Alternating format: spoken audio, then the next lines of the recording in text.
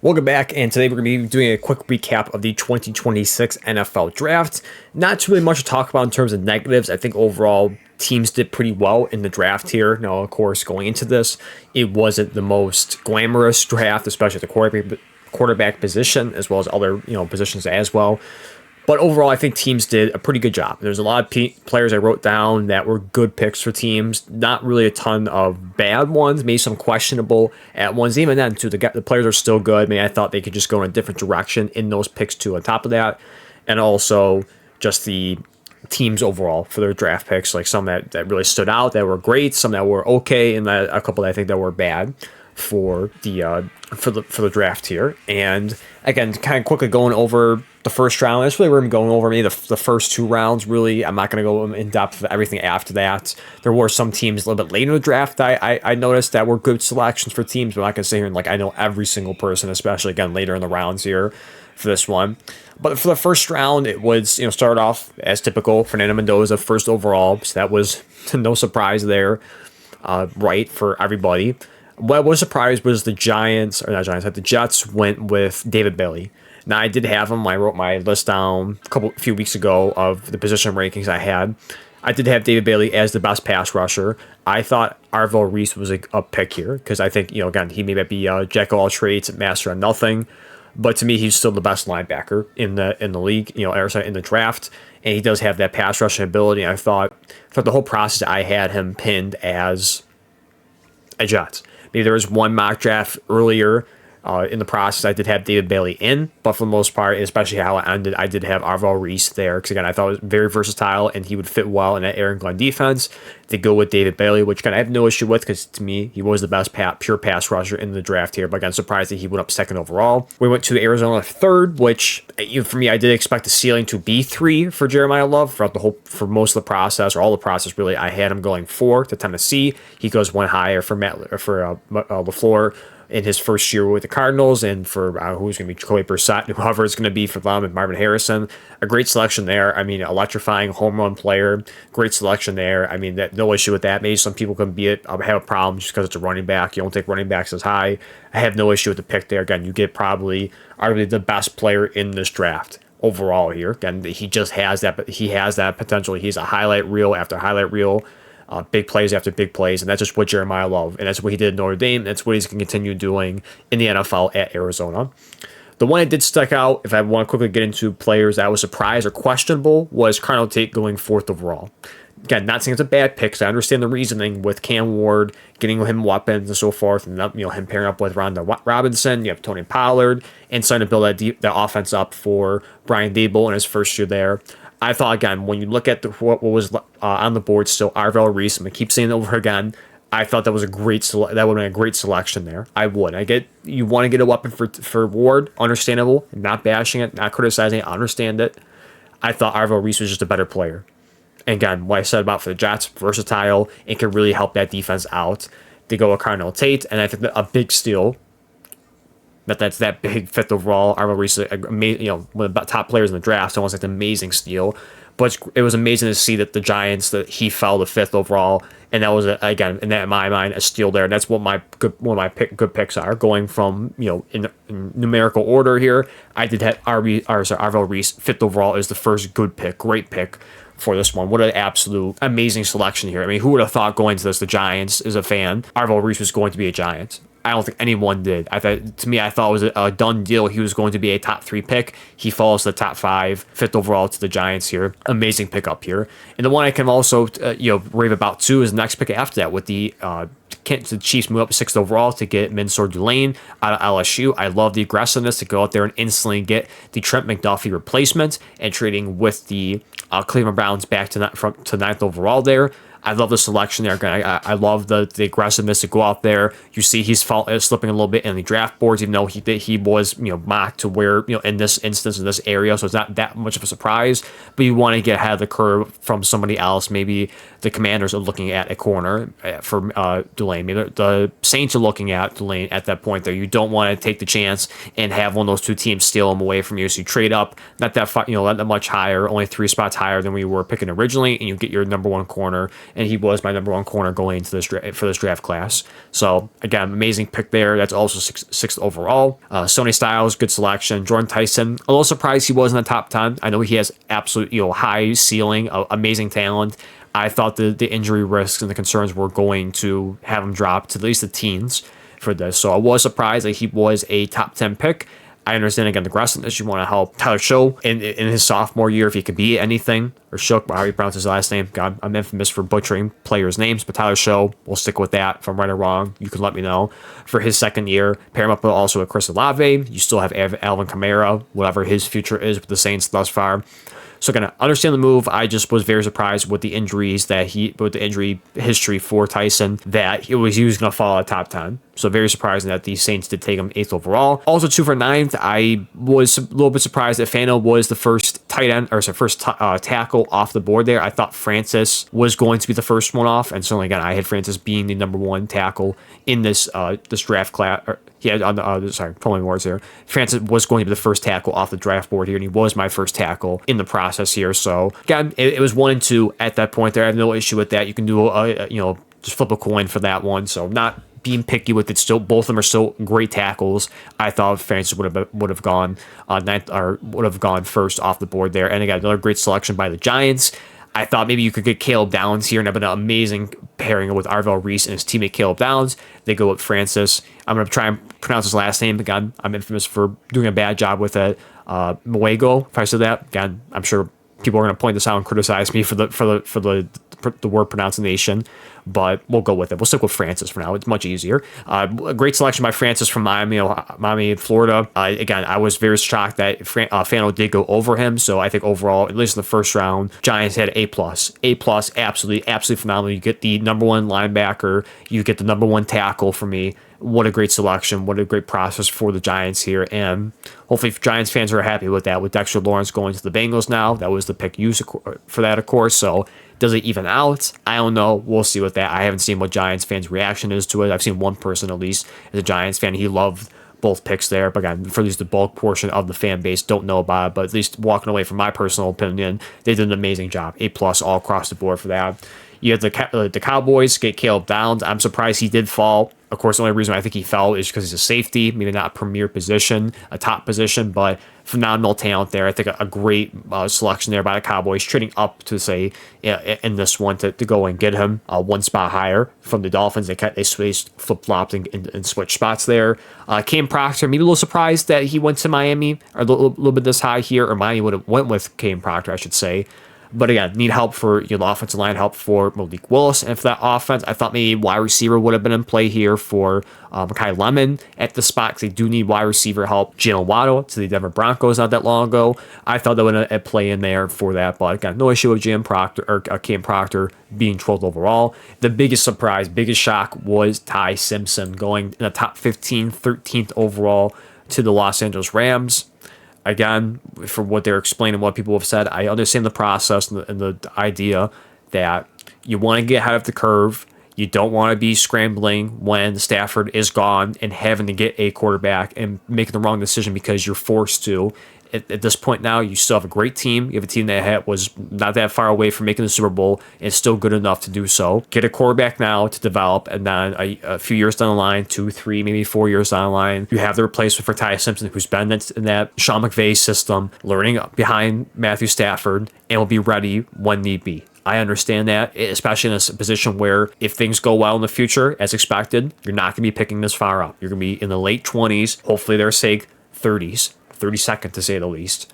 So you're not going to, so this is going to come very few and far in between. You got lucky with the Falcons trade for this one, that how it landed. So you got a high pick for where this team is respectively, and you saw that, of course, with them trading their actual pick 29th overall to the Kansas City Chiefs. So I get that it's a luxury pick here. You don't have to get somebody now. You have the benefit of taking again a quarterback and having him sit. With that being said, I thought that For myself, I was in the mindset for at least for a while, like the Rams is getting a ready now player to put you over the top to maximize whatever's left in Matthew Stafford. And I think that is something you kind of pushed on the line a year or two later for this talks. And again, I understand you're not going to have a top pick like this for their sake a long time. I think it was necessary to get someone at least ready now. If you want to look at the offensive line to get help there, you had Blake Miller, you had Monroe Freeling.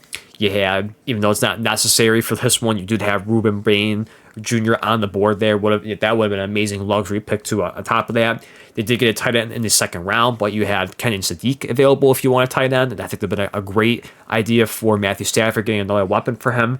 If you want to look into the interior defensive line, you had Caleb Banks still available. You had Mekhi Lemon. So I think there was a lot of selections afterwards that was ideal. It could have been ideal for the Rams for a win-now situation.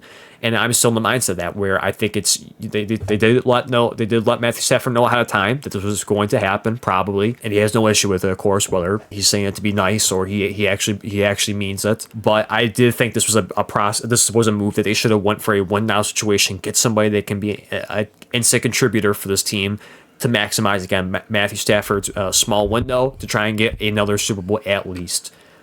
Not bashing it, certainly puzzling.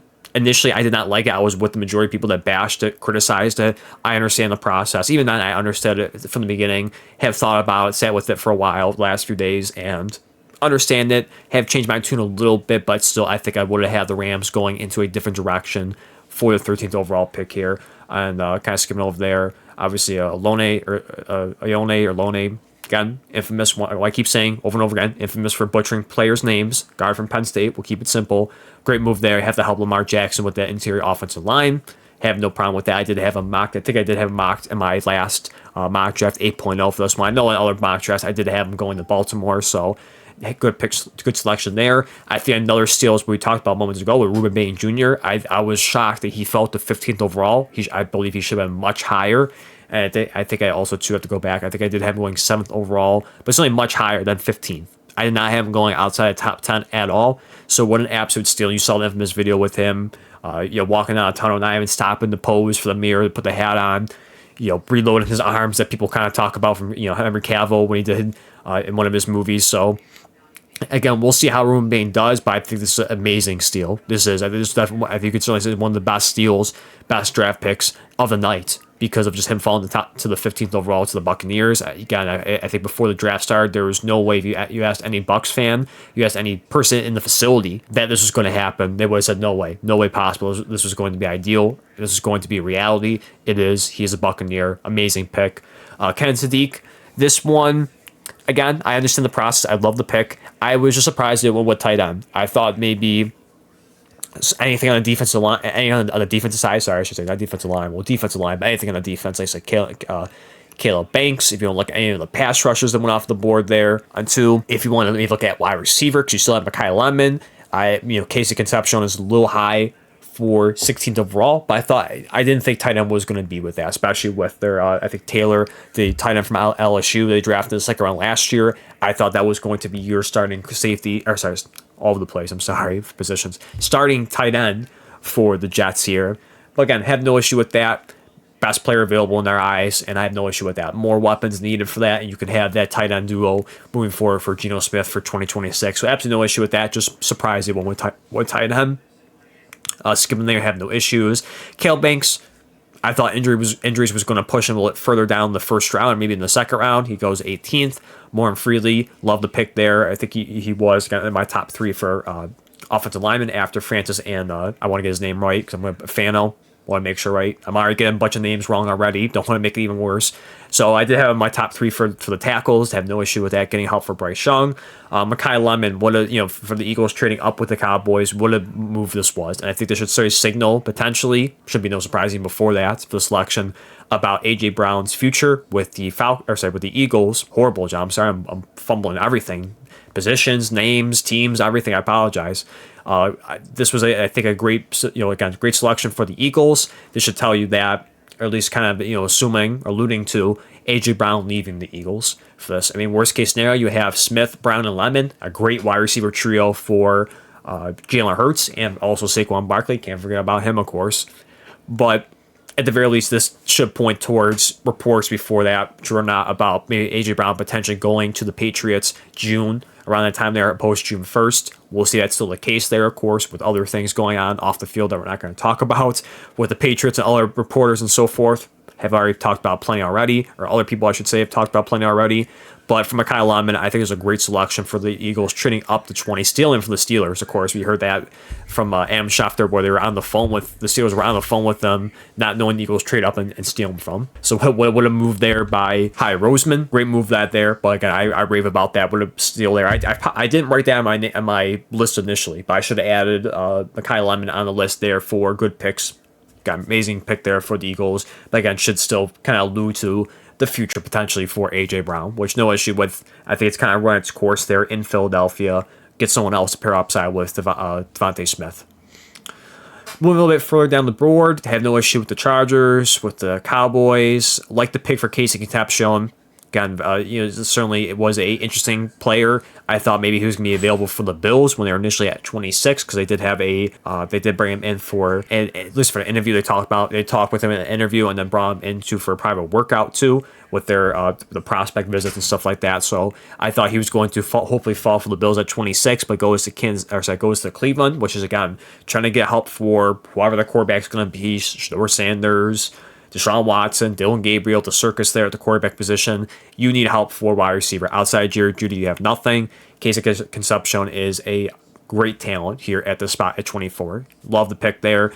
Dylan Thiemann, I did have a safety pinning toward, going towards the Bears. I thought it was going to be Emmanuel McNeil Warren going here. Surprised he fell to the second round, but you did have, again, great value for Dylan Thiemann from Oregon going to 25th overall. So I did get the position right. Wrong player, of course, but I think a good selection by Bears here. Houston trades up to get a tackle, Kalen Rutledge from Georgia Tech. You have Chris Johnson. I thought maybe this was going to be a wide receiver 2 at this point here, trading up. I thought maybe it was going to be Omar Cooper Jr.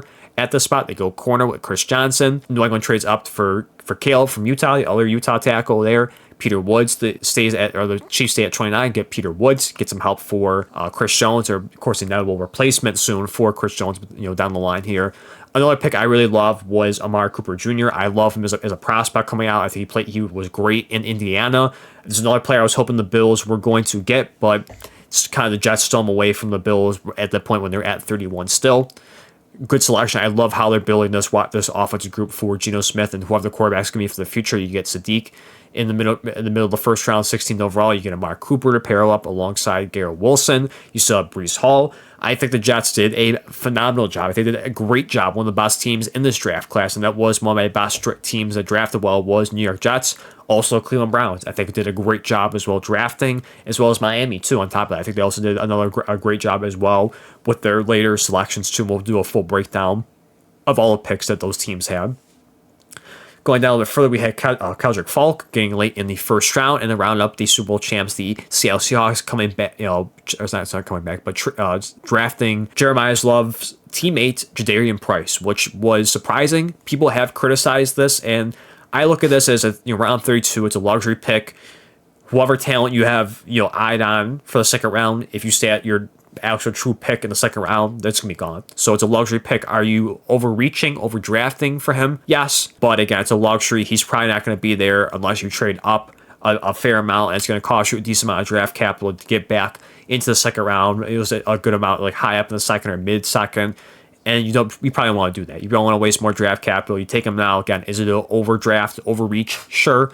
But they do need a running back to replace Kenneth Walker. And if they love Jadarian Price, I have no issue with that at all, for that thought process. But that's something that, a pick that people have been a little puzzled by. For that initially, I was surprised he would go in the first round. But again, luxury pick, you might as well. And quickly going over the second round here too. Going on the list here, nothing really stands out too much in the beginning. One, at least to the first 3 picks. A pick that I thought was amazing was Caden McDonald from Ohio State going to the Houston, trading up there to 36th overall.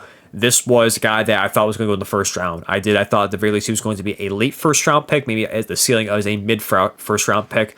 So for 36th overall, great value. Great, what a steal. Another one I would throw out there for the Houston Texans. Great steal. The best nose tackle in the draft class. And again, another Bills player, a player that I thought the Bills were going to get for Leonard's defense for the nose tackle position. Even though I have Deion Walker, I thought McDonald was a easy pick for 35th overall. You go with TJ Parker, the edge rusher, linebacker, how you want to look at it as for Clemson.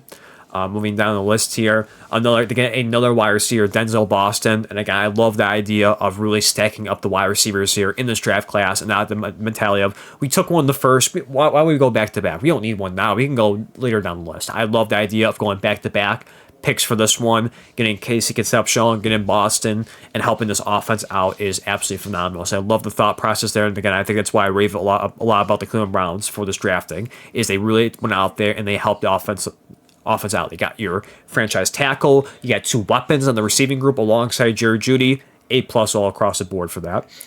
Moving a little bit down here, you got our Mason Thomas from Oklahoma for Kansas City, getting some, again, more defensive help for that Chiefs line. Cassius Howe goes to the Bengals, again, trying to help out Shamar Stewart, seeing that Hendrickson is no longer there. Not high on Shamar Stewart to begin with, even last year, and he's shown you that.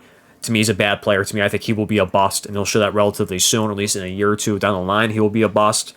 But Cassius Howe, again, someone I thought maybe was going to be a late first-round pick, slides in the second round. So good selection by the Bengals here. Another one, too, in the interior defensive line, Christian Miller for Georgia going to the Saints. Another one that when I talk about for great drafts for my Dolphins, Jacob Rodriguez. He was someone that I wasn't sure where he was going to land, but for, again, them landing him 43rd overall, and was, by PFF's rankings, the best linebacker in the country, 5th in the position rank. Again, I think, the only thing that holds him back is just the size. Everything else, I think he excels at. Just the physical size is a issue. Everything else, again, he's amazing. He excels at. Great selection, 43rd overall by the Miami Dolphins. Moving a little bit down the line here, just kind of see what else kind of stands out here. Another one, too, CJ Allen. I thought this was somebody that was going to be, again, another first-round pick as well, and it was mocked a fair amount in the first round, falling all the way to 53rd overall. I think another thing, too, was just his size was concerned as well, 6 foot 230. Some places I've seen was 6'1", but still a undersized linebacker, at most an average-sized linebacker. Position rank 4th overall in this one for the NFL. But again, I thought at this value here for 53rd overall for a guy that was supposed to be or dubbed a first-round talent, and certainly outside of Sony Styles and Reese was made looked at as the best linebacker after those two. To see him fall 53rd overall was surprising. Again, ahead of Rodriguez, depending on how you want to look at that. Again, great value there for the Colts there. A steal, I should say, for that one. Another one, too, again, last time about the Cleveland Browns, like I keep saying, I think they really excelled at Emmanuel McNeil Warren. Great, amazing player for this one. You could certainly question just the level of talent he played with being the program with Toledo and, of course, the MAC and, other teams that follow with that, too, for the scheduling. You see he's the third best safety. Of course, you look at Caleb Downs, Dylan as well. So, again, what I talk about for CJ Allen, the fact that this guy with his size, 6'3", 201, is going to excel, I think, with that defense they have there with all their, of course, Garrett Wilson, or sorry, not Garrett Wilson, my God, Myles Garrett and other players on there too, Ward and so forth. He's going to fit in very nicely for that. And again, I absolutely steal. He fell towards the end of the second round. I'm very surprised. I thought at the very least that if he didn't go in the first, he would have been up here, at least the top half of the second round. So the fact that he fell to 58th overall is very shocking. It is. Again, this is another guy that I am in my final mock draft. It was in my mock drafts prior, going to the first round, going to Chicago.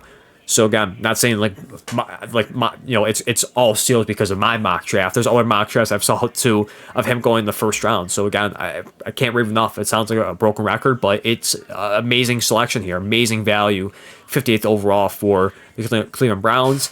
Another one that kind of sticks out here is Anthony Hill Jr. from Texas, linebacker. And that's pretty much about it for that. Again, we're not going to go too much into the third, fourth round. Go over the third round real quick here.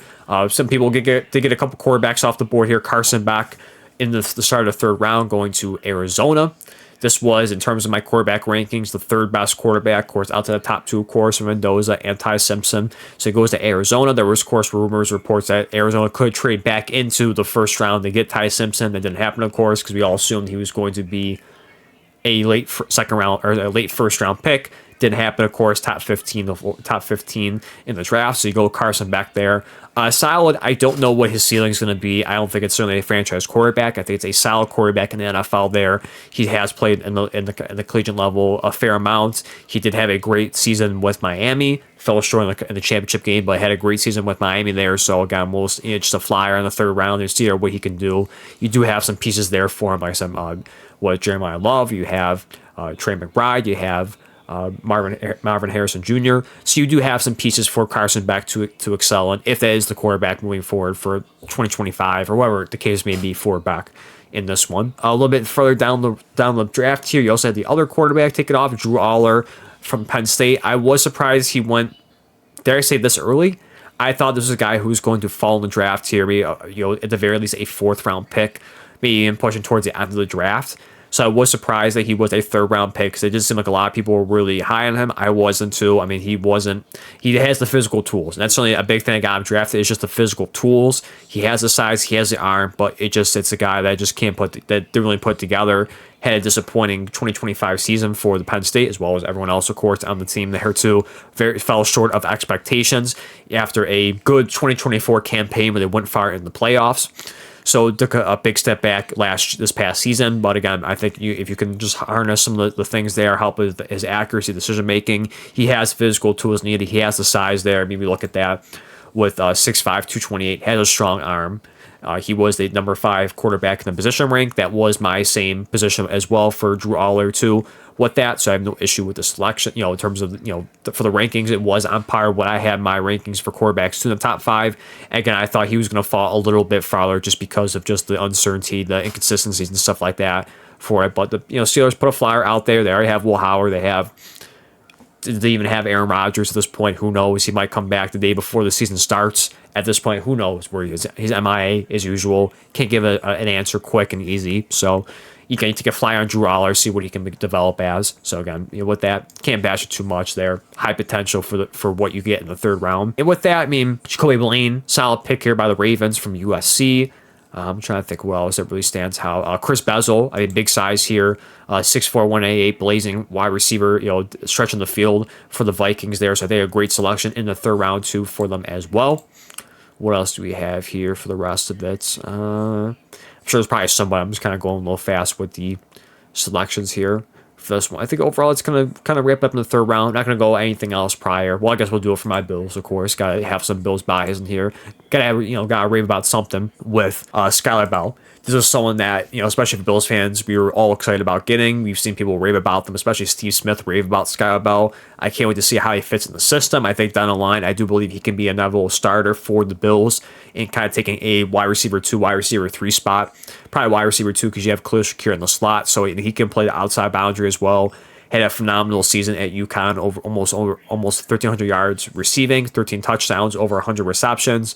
You can certainly question just the level of talent coming from his first 3 years at Wisconsin and transferring to a smaller school to UConn, playing the MAC, of course. So, again, questioning the lower talent or the lack of talent he's going up against there, putting up big numbers. But again, I think he's going to be a very interesting prospect watching, especially in the training camp and preseason and so forth, and where he fits there, because I think relatively soon he can have a good impact in the offense. Again, years down the line, I think he can be a notable starter for the Bills. So that's a good selection here.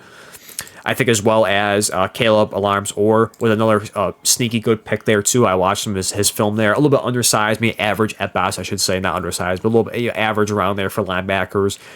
Good for kind of he has quickness, especially good in terms of the blitz plays as well, getting to the quarterback, kind of keeping the running back contained and pushing back inside. So there's another good selection there too. Might as well go for the rest of the third round because we're already talking about players on here already.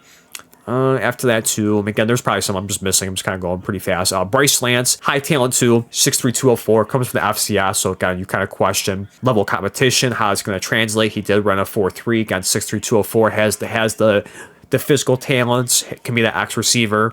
I got another great value here in the bottom of the fourth round here for the Saints. So again, I have no issue with that whatsoever. You also pair him up with, like I said, in the first round with Jordan Tyson. I think again you're going to have a lot of good offensive players for Show or whoever's going to be the tight end or the quarterback down the line in the future here for Kellen Moore. And we're not going to go over 5, 6, and 7. But again, that's pretty much wrap up the picks there. Again, going over quickly the teams that I think excelled, like I talked about for the Cleveland Browns. If we get to Cleveland selections here, what they did, I think this really speaks for itself. Again, especially the top half here for the draft tier 2 for Fano, Concepcion, Boston, McNeil, Warren. Absolutely great here. You have Austin Barber. You have another help with the offensive line. Also, you have Brailsford, a center from Alabama. Well, here too, we have Joe Royer, Cincinnati, and a quarterback, and another quarterback, of course, with Taylor Green. With again, Dylan Gabriel, Shedeur Sanders, Deshaun Watson, but certainly has a high talent for his size, 6'6", 227. Great talent there. And for again, you look at the 6th round, might as well take a waiver on him. Who knows at this point? Maybe he's another Joe Milton with his size. Who knows there and what he does in the preseason and when he showcases. Have no issue with that too. Again, like I said, the Browns really stuck out to me as one of the best teams in this draft. Another one too, speaking about myself fumbling teams here, the New York Jets was another team here, if we can get to them real quick, where they showcasing that one, especially the top half, like we saw about David Bailey, Ken Sadiq, Cooper Jr., D'Angelo Pounds, as well. What else we got here? We got Darnell Jackson Jr. as well. So it's really just the first 4 or 5 picks is really standing out to there and really addressing the needs for the offense there, tight end and wide receiver, as well as getting your pass rusher David Bailey 2nd overall and Pons from Indiana in the 2nd round there too on top of that. So again, I think great draft by the New York Jets, and then quickly showing off the Miami Dolphins wherever they are here in this one, where they Miami showcasing that as well quickly. For this one, again, I think they really address a lot of needs here. Well, I said in the beginning, in the 1st round, surprised me that Kenyon Proctor went 12th overall. Had no issue with that. Of course, I understand the reason why. Not bashing it whatsoever for this one. Again, look at the rest here. You also have people I didn't even point out to. You have Chris Bell out of Louisville going to the 3rd round. What else you have here? On top of that, I think that's pretty much about it. You also Kevin Coleman Jr. out of Missouri, another offensive weapons there. On top of that, Kyle Lewis as well going the 4th round from Pittsburgh. Some so-so teams. The Bills was one. There's not a a player that really jumps out as outside of I talked for Skylar Bell, but in terms of a day 1 starter, outside of punter, of course, it's probably just by default. But TJ Parker, I don't see him starting over Russo or Chubb. You have Davidson, Ibenusum. You have right now just Maxwell Harrison and Benford being the number 2 corners, but we'll stop in if or when those guys get hurt, as well as just rotation. He's again big corner, can play man, can play press. The big concern is, of course, the penalties. But certainly, again, adding that depth there, you saw that was struggling. That was a weakness for the Bills in the playoffs, especially against the Broncos. Sky Bell, like we talked about, Caleb's Alarms Orr from TCU. And it's pretty much about it. After that, we'll see about the punter. I get excited for him, of course. But that was kind of an okay draft. Again, no one that's an instant day 1 starter, but certainly a lot of value here, a lot of talent. But I would say okay. I mean, there's some people that did give him an A for drafting. I think it's decent. I think it's good enough. I've really kind of warmed up to the draft as well. Initially, I was not like other Bills fans criticizing and bashing Bean for TJ Parker and Davidson. I understand the reasons why, but I would have hoped that for the Parker pick, it was going to be McDonald and maybe a wide receiver for the second round pick there. But they are the so-so ones. And for bad ones, I would just say the Rams. It's just again, I don't want to repeat myself as a broken record. You have Max Clare, tight ends. Was it really need to be at tight end? Even though I said it would have been a good selection with Ken Sadiq, but I think they would have an exception in getting him. I have no issue with that. But after that, it's like I think he probably could have went somewhere else there, maybe offensive line at that point there, a little bit earlier down in the 3rd round. Maybe someone get in the secondary too on top of that. So again, I think they did okay. You only had 5 picks in this draft here, but I think at best, again, I think that what really weighs it down is the top 2 picks with Clare and Simpson. I think you could have just went in better directions there for that, but it's just more just a long-term look at it, especially again for Ty Simpson, obviously for that. But I think as right now, present day, not looking years down the line, it is, I think, a little bit of a bad draft class, but certainly could, I could make a fool of myself and be an idiot down the line, years down the line. And if Ty Simpson hits, look at this and wow, what a draft by the Rams. So we'll see how it plays out there on top of that. But again, that's my full recap, or quick recap, I should say, if I made it quick enough for the NFL draft there. Again, overall, I don't think there was too many disappointing selections, and even with the Rams too. I mean, if that's one bad team, there's other bad teams you could point out to, but at least for me, Rams are the only ones that really stuck out as bad. I think overall teams did their job. And like I said in the beginning, this was not the most glamorous draft. Not a lot of elite talent, star talent. A little bit of a down year for the class for it, but I think overall teams got what they want. It was again overall overall pretty well for teams and what they selected. Again, I had a lot of players picked for good selection. So again, it's not maybe high-end talent, but I think it's good talent, decent talent for what you're getting. So again, I have no issue with a lot of the picks here. I think overall, again, a lot of teams did pretty well in this draft class. But let me know your thoughts down below on what teams did well, what teams did not, what players you thought were steals, what ones you thought were reaches, as well as for your own teams respectively. What if your own teams personally did you think they did well? Did they do bad? Let me know your thoughts on all of that down below.